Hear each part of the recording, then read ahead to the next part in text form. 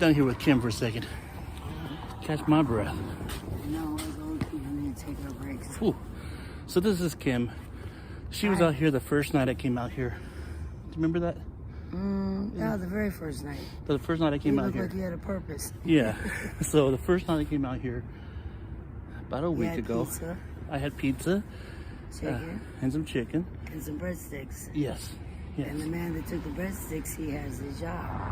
Oh It's wow. hard to be a homeless person with a job. Imagine going to a place that they have limitations on time. Salvation Army people are actually complaining because they can't even find a job Wow. because they have to be there at a time, like 3. Who goes to home in bed to go somewhere they can't come back out? They can't find a job. That's kind of a hopeless situation. It is. It's like learned helplessness. That's a concept in psych and social. Yeah. Wow. So he doesn't have a home. He stays out here, but he does have a job that allows him to get there somehow. Well, he's working to get his money so he can get his own place. That's good. Most of us have given up on a voucher because it seems like all of us are on a list of some sort. Boy, And howdy. there's a lot of veterans out here that are like me, who've been So you're a here. veteran? Yes. Where'd you service? U.S. Army, 18. Army. 18 Airborne Corps. 3rd IDs, like the first to fight and the last to go home. Wow. So frontline work. So a lot of 18-wheeler. y'all out there. A lot of I have two YouTube channels. I have this one that I just started that I called it Project Night Angel, because one of the very first guys I actually gave food to called me his Night Angel, and I'm like that kind of KNIT? no night, like the nighttime. Yeah, but you also night like a pawn in a There you go. princess and I'm a knight. See, she Like just a chessboard. christened chess. me a knight. There you go. Think of life as chess. Yes. Everybody has to have a strategy in order to get to the king part. Boy, howdy. Like everybody wants to win, right? Yep. And everybody has goals and dreams. Yes. And then it goes into the spiritual part, which is to serve the Lord. So what kind of work did you do before you came out here? Oh, I've done some many jobs. I'm married, which is many. Educated, raised a child by myself. And by 30, I was almost done with my undergraduate. Actually got pregnant by accident. It was breakup sex. Oh, yes, I did say that. And I decided from the beginning I wanted my baby. And I did a very good job. So now, my just dessert is he gets to make a lot of music for other people in the street. Oh, so he's a musician. Oh, no, he's more than a musician. He taught himself music.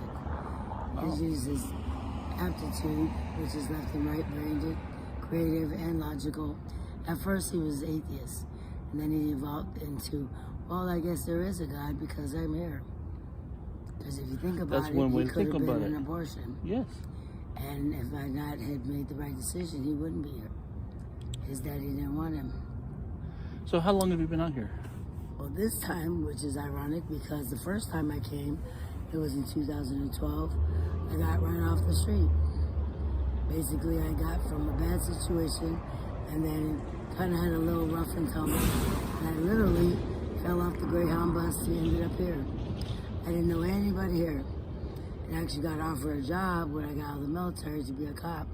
And I didn't say, well, I don't know anybody there. And do you have SWAT? And they said, no. I said, you don't have any positions? They said, no. I guess they didn't want a girl there. So I said, well, I understand because I was actually experiencing a lot of that in civilian world with my truck driver training, which is 18-wheeler Freightliners. And before that, I actually never really drove a Freightliner or a big car. I actually had a fear of big cars. So I decided to do things that actually challenged my fears, like jump out of planes, and I'm afraid of heights. Well, have you done that? Have you jumped out of planes? Oh yes, it's fun, but you don't only have to say 4 letters before you're going down and go, ah, and then that's it. They wait till you're good and sleepy, and then they kick you off the plane, and then by the time you figure it out, you're on the ground. You got me all choked up there. I'm hoping you don't get stuck in a tree. I'm afraid of heights, so I don't. I know. I'm like the only way I'm jumping Imagine out how of we plane. were feeling. A lot of us are like, well, here's a dear mom letter in case we don't make it. Oh, wow. Actually, in airborne school, I had a lot of soldiers who had faith in me that I went to basic in AIT with, he said, "Hey Sarge, if I don't make it, here's a letter to my mother." I'm like, okay. So I held it in my pocket knowing that we'd all come home. And we did. It actually applied to Iraq and Afghanistan too. So were you in Iraq and Afghanistan? Oh yes, and it was ugly. Don't want to talk about that I too much. understand. It's not that it's bad. I have friends but that it's just were. you don't want a visual of bad things we did. Right. Because it was bad things we did. Right. And then also we taught them how to do stuff. It was like playing army. We actually was taught to play army. Like for people, they don't have to fight.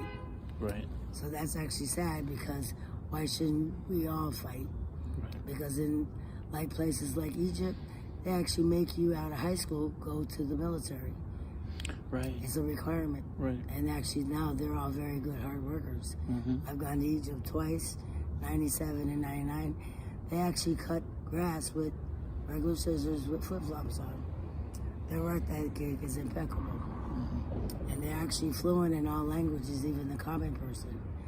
Yes. They actually go, "Well, what do you speak?" And then they make you feel stupid because you don't know any of the languages they're speaking of. And then you're like, I need to know Arabic.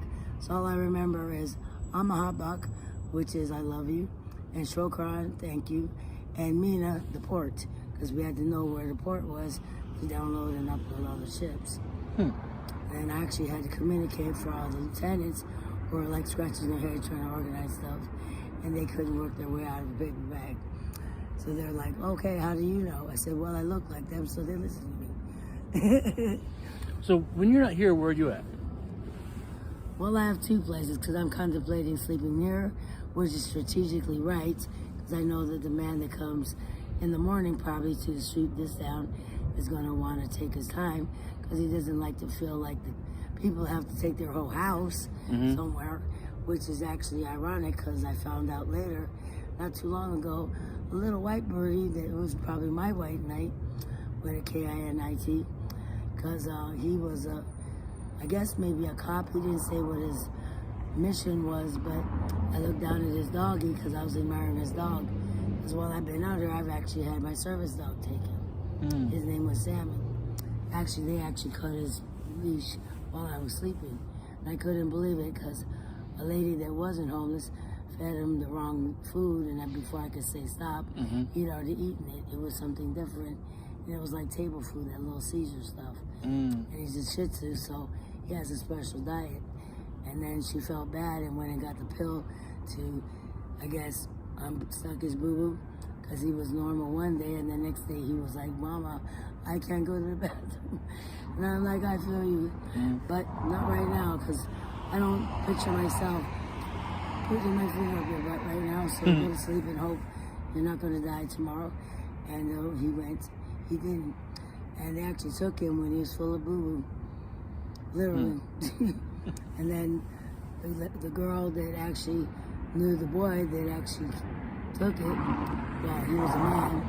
His sister came and told me in the park, "Oh yes, my brother took your dog and he sold it for drugs." And I said, "Really?" And then they told me that all the kids that went to a special places like a day shelter, never gotten there myself, but according to them, you catch the green line, go up somewhere towards that way, and I can't remember where the stop is, but it's off the track somewhere, and she hoards dogs, and she actually pays people to steal or find other dogs so she can add them to her repertoire of dogs, but I hear she's well off, and I don't know how that's going to happen if she goes down for charges, because I heard something about that too. And I don't like to work on rumor, but being it that she's such a to mine, I think she should be well spent on that. I've had people tell me to go get my doggy, but I'm like, if she's taking care of him, I'm hoping he's the best. And then maybe when I decide that I want to really have him, then I'll go back and get him, or see if she takes care of him and let her keep him. Because then I think by now he's probably used to her. Yeah. And he was actually rescued by 2 speeding trains near the St. Paul train station. Because his owner, I don't know what he was thinking of, but he wasn't on a leash and happened to be on the train track catching a train. And I said, "Oh, there's a doggy." And then he was stuck between the trains, all scared. And then I let him come to me, and he was all afraid. And and I was trying to calm him down because he didn't know what to do, and he wasn't shaking from cold, he was severe. Mm-hmm. And then ironically, a man came that was out of penitentiary, had his 2 shoestrings still in his hand, gave it to me, and I tied it together and made a little thing for him as a leash. Made sure it wasn't too tight so he wouldn't freak out. And then of course I got a leash for him from a nicer lady that wasn't homeless, and then she gave me a slip to feed him. All right, well, Kim, I better head back because my wife and kids are in the car waiting for me. They're probably wondering what's going on. But we will come back up. Yes, actually, I have to get up and work myself in the morning. So. Oh yeah. Well, But, look at it this way, you'll find out. Well, y'all, this is Kim, and we're gonna come back and see her another night, and maybe we'll catch her and get some more stories with her. All right, y'all have a good night, and take care of each other. All right, y'all. So it's like 12:45, almost home, and tonight we did a little delivery around the library. A lot of people were sleeping. I stopped and asked a few people if they wanted some chicken, but they were still sleeping. It was pretty late when I got out here. And as you can see by the few people I talked to, they're very appreciative. So, I can't say enough. Thank you for the donations that y'all give me for the food. And it's time to fill up the tank with gas because I wasn't gonna be able to get home. So I'm gonna go home, get some sleep, get up, and I got work in the morning. So y'all take care of each other. Have a good night.